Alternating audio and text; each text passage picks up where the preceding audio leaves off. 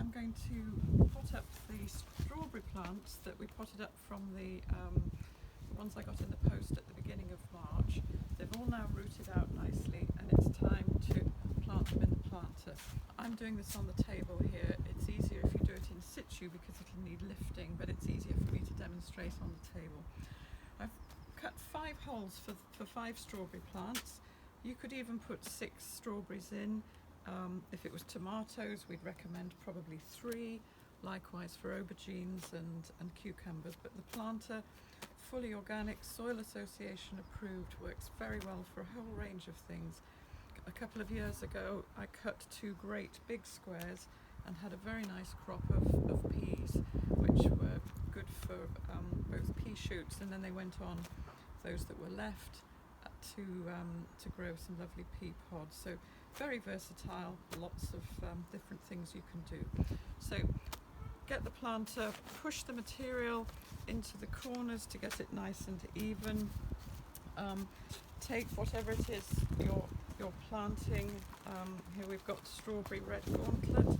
I'm just going to push the material apart so we get a nice deep hole, but it's important that the crown is no deeper than it is at the moment.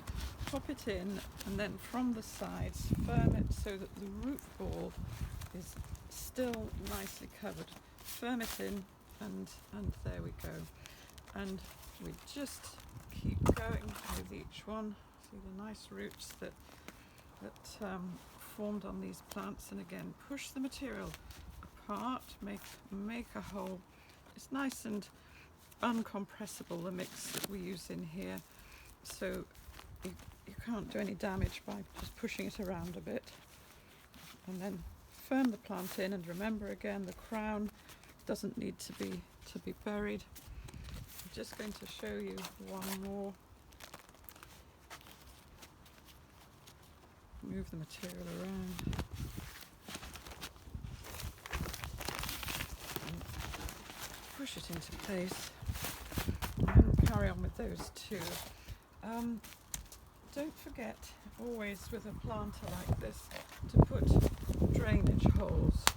They don't need to be right up the bottom, but what we don't want when we water is for the material to be sitting wet. So just enough holes to let excess water drain and keep the whole thing nice and aerated as well as watered.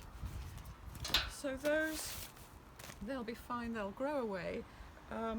I'll probably start feeding them in about 6 weeks' time, but with a fair wind we should be having a nice crop of these lovely red gauntlet strawberries by June, July time.